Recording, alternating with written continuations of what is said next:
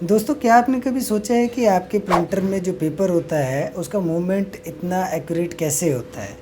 या जो आपका रोबोटिक कार होता है उसका पहिया कैसे मूव करता है? या फिर जो इंडस्ट्रियल रोबोट होता है उसका मूवमेंट इतना प्रिसाइज कैसे होता है? तो दोस्तों, इन सभी के पीछे का राज है इलेक्ट्रिक मोटर।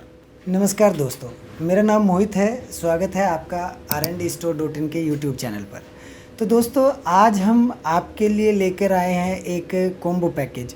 मतलब आज एक ही वीडियो में हम बात करेंगे डीसी मोटर, स्टेपर मोटर और सर्वो मोटर की।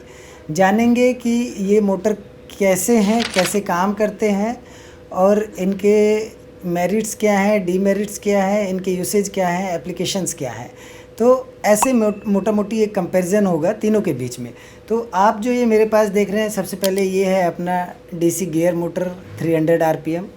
इसी तरीके से ये अपना है 28BYJ48 स्टेपर मोटर, और ये जो है ये SG90 सर्वो मोटर। तो दोस्तों, आइए सबसे पहले बात करते हैं अपने डीसी मोटर की।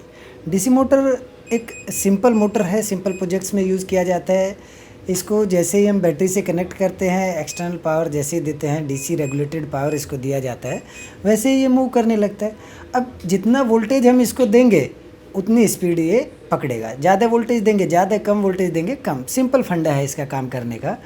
इसमें क्या होता है, इसमें एक स्टार्टर होता है जो स्टैटिक पार्ट होता है, रुका हुआ होता है। एक रोटर होता है जो डायनेमिक पार्ट होता है, जो मूव करता रहता है। अब इसमें जैसे ही हम करंट प्रोवाइड कराते हैं, इसमें एक इलेक्ट्रोमैग्नेटिक फील्ड जनरेट होता है। इलेक्ट्रोमैग्नेटिक फील्ड जैसे ही जनरेट होगा, रोटर अपना मूव करना शुरू कर देगा। ये इसका छोटा सा मैकेनिज़्म है। अब होता क्या है कि जो अपना आरपीएम है, ये इसके बहुत सारे वेरिएंट आते हैं। जैसे 60 आरपीएम भी आता है, 100 आरपीएम भी है, 150 आरपीएम भी है, 200, 300, 500, इस तरीके से इसके वेरिएंट्स हैं। अब जो 300 आरपीएम है वो एक तरीके से ठीक ठाक है। मतलब उसका टॉर्क और स्पीड का जो कॉम्बिनेशन है वो ठीक ठाक है। तो इसमें क्या होता है कि जो अपना आरपीएम होता है वो डायरेक्टली प्रोपोर्शनल होता है स्पीड के। मतलब कि जितना जितना अपना आरपीएम बढ़ेगा, स्पीड बढ़ती जाएगी, डायरेक्टली प्रोपोर्शनल है। ऐसे ही जो गियर रेशो होता है वो डायरेक्टली प्रोपोर्शनल होता है टॉर्क के। गियर रेशो बढ़ेगा जैसे जैसे टॉर्क बढ़ेगा। लेकिन जो टॉर्क और स्पीड है वो इन्वर्सली प्रोपोर्शनल होते हैं, इनडायरेक्टली प्रोपोर्शनल होते हैं। मतलब स्पीड बढ़ेगी तो टॉर्क घटेगा, टॉर्क बढ़ेगा तो स्पीड घटेगी। इस तरीके से इसका मैकेनिज़्म होता है। अब अगर बात करें इसके फ़ायदे की, तो डीसी मोटर के फ़ायदे ये है कि एक बार आपने जैसे ही इसको वोल्टेज दिया, ये रन करने लगता है। अब कितनी भी स्पीड में ये रन कर सकता है, क्योंकि जैसे जैसे वोल्टेज बढ़ेगा वैसे वैसे इसकी स्पीड बढ़ जाएगी। तो इसलिए ये इसका मेरिट हो गया। स्पीड जो है, बेसिकली स्पीड और टॉर्क इसका मेरिट है। डीमेरिट इसका क्या है? डीमेरिट ये है कि इसमें प्रिसिशन नहीं है। इसको कितना घूमना है, कितना घूमने के बाद रुकना है, कितना मोमेंट चेंज करना है, ये सब इसमें नहीं है। इसका सीधा फंडा है, इसको वोल्टेज दिया, ये रन करना शुरू कर देगा, रोटेट करना शुरू कर देगा। आपने ऑफ़ किया, ये बंद हो जाएगा, ऑन किया, चालू हो जाएगा। बस इसका ये फंडा है।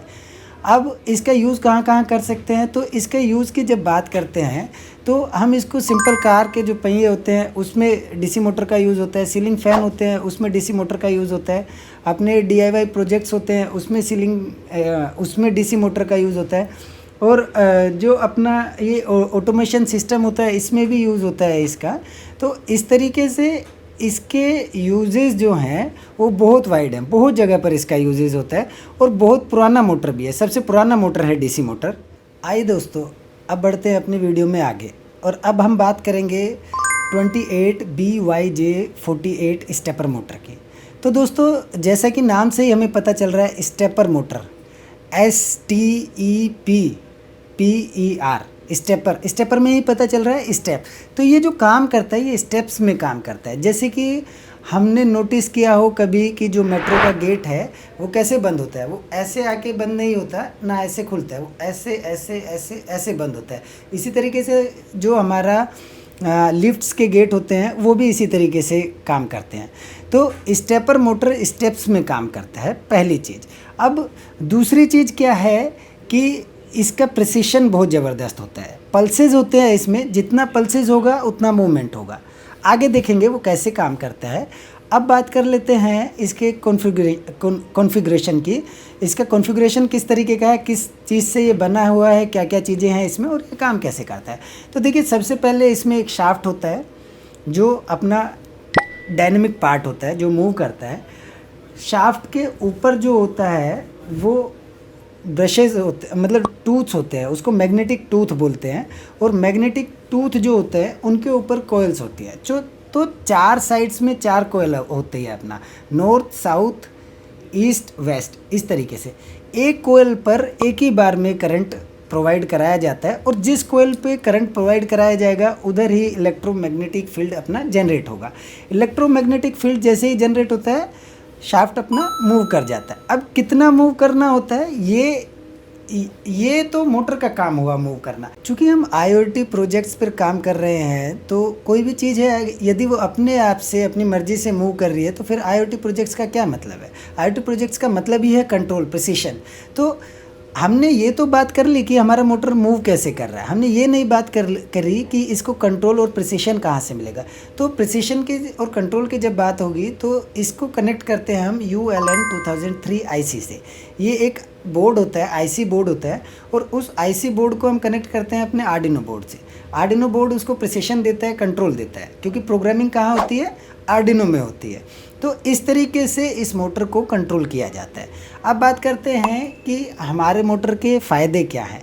तो हमारे मोटर के फ़ायदे ये हैं कि हमारे मोटर का जो प्रिसिशन है ये दोनों तरह से काम कर सकता है। पहली बात तो ये एंगुलर मूवमेंट भी दे सकता है और ये लीनियर मूवमेंट भी दे सकता है, ठीक है। तो इसका जो कंट्रोल और प्रिसिशन है ये बहुत अच्छा है। और दूसरी एक और बात क्या है कि जिस समय ये रुका हुआ होता है उस समय भी इसका जो टॉर्क पावर है, जो इसकी पकड़ है, वो उतनी ही मजबूत होती है।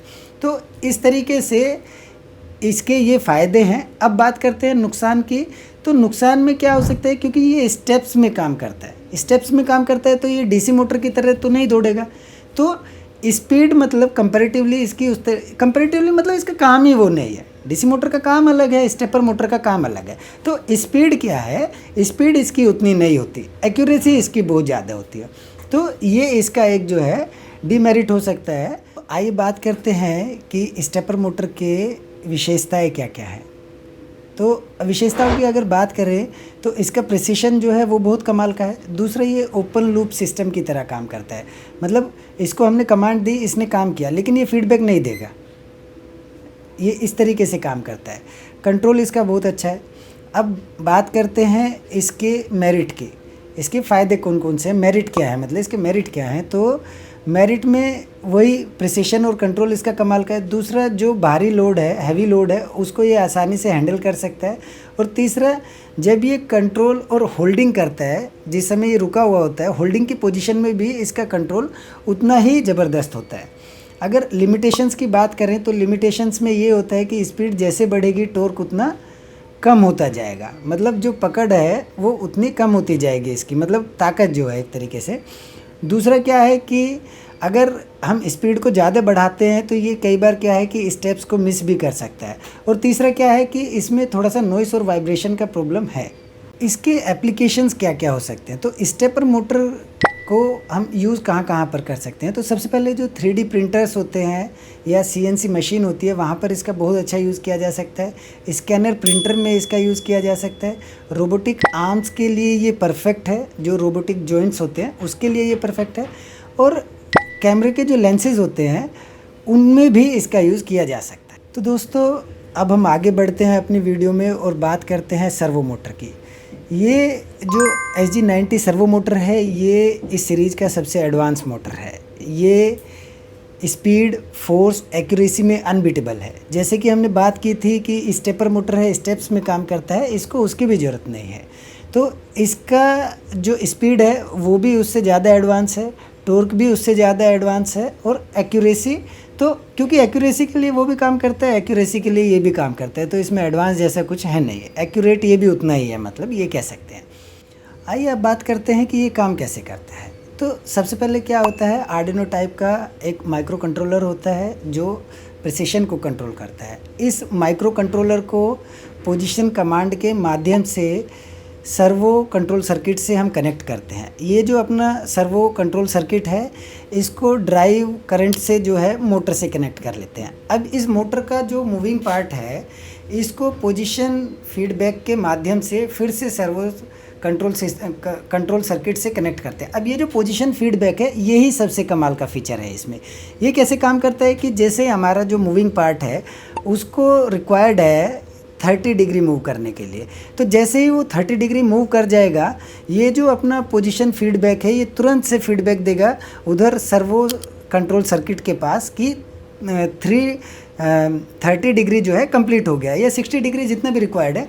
जैसे ही वो एंगल कंप्लीट होता है, वो उधर कमांड देता है, और उधर से कमांड क्या करता है, उसको मूवमेंट को स्टॉप कर देता है, फर्दर मूवमेंट को स्टॉप करता है। तो इस तरीके से इसका प्रिसिशन बनता है। अब बात करते हैं इसकी विशेषता की। तो सर्वो मोटर क्या है कि इसके जो सटीक है और विश्वसनीयता है, इसकी बहुत अच्छी है। उसका कारण ये है कि ये जो पोजीशन फीडबैक सिस्टम है, इसके कारण। दूसरा क्या है कि स्पीड के साथ साथ टॉर्क भी इसका हाई है, जबकि हमने डीसी मोटर में क्या पढ़ा था कि वो इनडायरेक्टली प्रोपोर्शनल होते हैं, मतलब स्पीड बढ़ेगा तो टॉर्क घटेगा। लेकिन इसमें क्या है कि स्पीड और टॉर्क दोनों ही बहुत शानदार हैं। तीसरा क्या है कि जो एनर्जी कंजप्शन है, वो एफिशिएंट है बहुत, मतलब जितना पावर इसको ज़रूरत होता है, ये उतना ही पावर लेता है और उसी पर काम करता है। आइए अब बात करते हैं इसके मेरिट्स की। तो मेरिट्स में क्या है, तेज़ है, ताकतवर है, सटीक है। दूसरा क्या है, हैवी लोड पर भी अच्छे से काम करता है। तीसरा क्या है, इसका ऑपरेशन बहुत स्मूथ है। अब बात करते हैं लिमिटेशंस की। तो सेटअप और ट्यूनिंग जो है वो थोड़ा मुश्किल है इसका। दूसरा क्या है कि क्योंकि एडवांस है तो कीमत भी थोड़ी सी इसकी ज़्यादा है, तो ये इसके लिमिटेशंस हो सकते हैं। बाकी मेजर तो कोई इसका ऐसे डिमेरिट है नहीं। आइए अब बात करते हैं इसके एप्लीकेशंस की। तो सर्वो मोटर का जो मेन एप्लीकेशंस है, वो इंडस्ट्रियल रोबोट्स में इसका यूज़ किया जा सकता है। दूसरा क्या है, हाई एंड CNC मशीन्स में इसका यूज़ किया जा सकता है। फिर इसका एक यूज़ RC कार्स और प्लेन्स के जो स्टीयरिंग्स है, उसमें इसका यूज़ किया जा सकता है। और कैमरा गिम्बलिंग में भी इसका बहुत अच्छा यूज़ किया जा सकता है। तो दोस्तों, DC मोटर की बात करें तो ये एक स्प्रिंटर के जैसे, एक धावक के जैसे है। 100 मीटर रेस के लिए जो एक धावक होता है, ऑन किया और बहुत तेज़ दौड़ जाता है। इसी तरीके से स्टेपर मोटर की बात करें तो ये एक शतरंज के खिलाड़ी की जैसे है, जिसका हर एक मूवमेंट जो है वो बहुत ही सोचा समझा और सटीक होता है। इसी तरीके से अगर सर्वो मोटर की बात करें तो ये एक मार्शल आर्ट प्लेयर के जैसे है, जिसमें पावर, प्रिसिशन और उसका जो बैलेंस होता है, वो सब कुछ कमाल का होता है। यदि आप इनमें से कोई भी इलेक्ट्रॉनिक मोटर खरीदना चाहते हैं तो विज़िट कीजिए rndstore.in की वेबसाइट पर, जहां पर आपको मिलता है 100% जेन्युइन प्रोडक्ट और फास्ट डिलीवरी की गारंटी। तो दोस्तों, आशा करता हूं ये वीडियो आप लोगों के लिए हेल्पफुल रहा होगा। अगर वीडियो अच्छा लगे तो चैनल को लाइक और शेयर कीजिए। ऐसे ही मज़ेदार नॉलेजेबल इलेक्ट्रॉनिक वीडियो के लिए हमारे चैनल को सब्सक्राइब करना ना भूलें। मिलते हैं अगले वीडियो में, तब तक के लिए धन्यवाद।